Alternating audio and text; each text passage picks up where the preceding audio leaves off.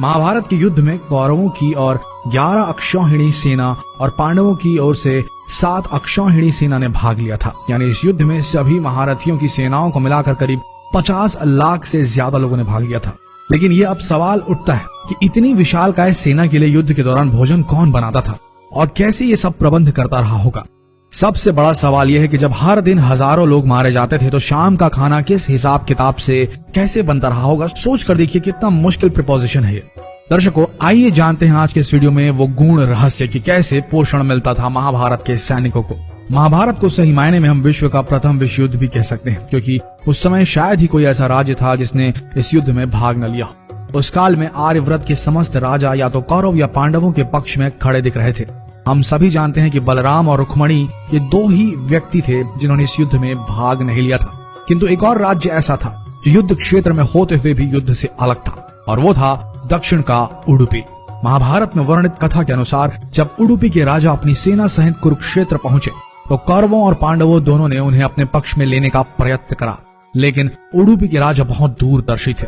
उन्होंने श्री कृष्ण से पूछा, हे माधव, दोनों ओर से जिसे देखो युद्ध के लिए लालायित दिखता है, किंतु क्या किसी ने सोचा है कि दोनों ओर से उपस्थित इतनी विशाल सेना के लिए भोजन का प्रबंध कैसे होगा। इस पर श्री कृष्ण ने कहा, महाराज, आपने बिल्कुल सही सोचा है। आपके इस बात से मुझे प्रतीत होता है कि आपके पास इसकी कोई योजना है। अगर ऐसा है तो कृपया बताएं। उसके बाद उडुपी के राजा ने कहा, सत्य तो यह है कि भाइयों के बीच हो रहे इस युद्ध को मैं उचित नहीं मानता।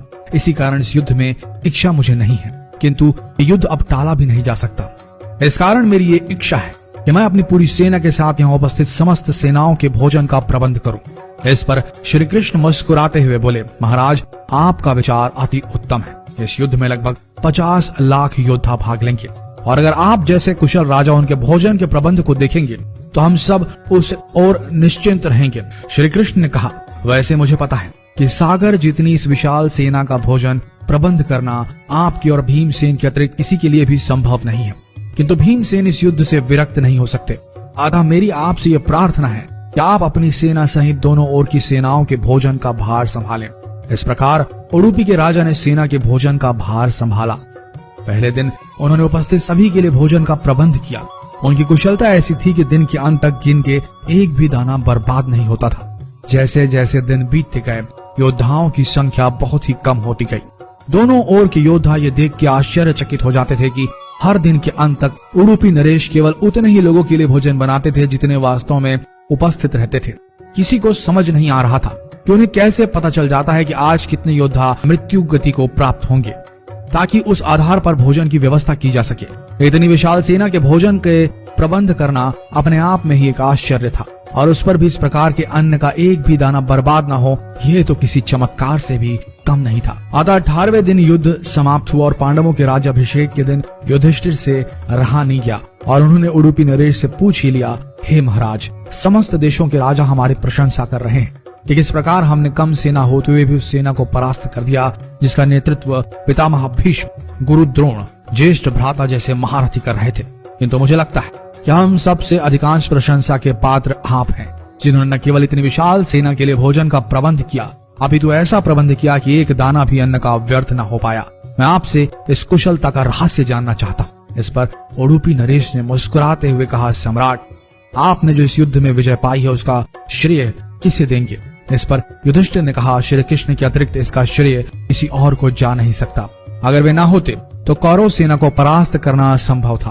तब उडुपी नरेश ने कहा, हे महाराज, आप जिसे मेरा चमत्कार कह रहे हैं वो श्री कृष्ण का ही प्रताप है। ऐसा सुनकर वहां उपस्थित सभी लोग आश्चर्यचकित हो गए। तब उडुपी नरेश ने इस रहस्य से पर्दा उठाया और कहा, हे महाराज, श्री कृष्ण प्रतिदिन रात्रि को मूंगफली खाते थे। प्रतिदिन शिविर में गिन के मूंगफली रखी जाती थी और उनके खाने के पश्चात गिनकर देखी जाती थी उन्होंने कितनी मूंगफली खाई है। वे जितनी मूंगफली खाते थे उसके ठीक 1000 गुना सैनिक अगले दिन युद्ध में मारे जाते थे। अर्थात वे अगर 50 मूंगफली खाते थे तो समझ आता था कि अगले दिन 50,000 योद्धा युद्ध में मारे जाएंगे। इसी अनुपात में अगले दिन भोजन कम बनाया जाता था। यही कारण था कि कभी भी भोजन व्यर्थ नहीं हुआ। श्री कृष्ण के इस चमत्कार को सुनकर सभी उनके आगे नतमस्तक हो गए। यह कथा महाभारत के सबसे दुर्लभ कथाओं में से एक है। कर्नाटक के उडुपी जिले स्थित कृष्ण मठ में यह कथा हमेशा सुनाई जाती है। ऐसा माना जाता है कि इस मठ की स्थापना उडुपी के सम्राट द्वारा ही करवाई गई थी, जिसे बाद में श्री माधव आचार्य जी ने आगे बढ़ाया। तो दर्शकों, उम्मीद करते हैं कि आज की ये प्रस्तुति पसंद आई होगी आपको और आप समझ गए होंगे कि पोषण वही सही है जिसका एक दाना भी व्यर्थ न जाए। शायद आप इस गुण रहस्य को समझ गए होंगे और अगली बार अपनी थाली में खाना छोड़ने से पहले सोचेंगे जरूर। तो मिलते हैं अगले दिलचस्प वीडियो में, तब तक के लिए बने रहिए इस पेज के साथ और हो सके तो जो भी आपको लगे इस ज्ञान को जितना हो सके इस वीडियो को शेयर करें, ताकि हमारा देश पुरातन भारत जो था उससे जुड़ सके आज का आधुनिक भारत। मिलते हैं अगले दिलचस्प वीडियो में, तब तक के लिए आप सबका धन्यवाद।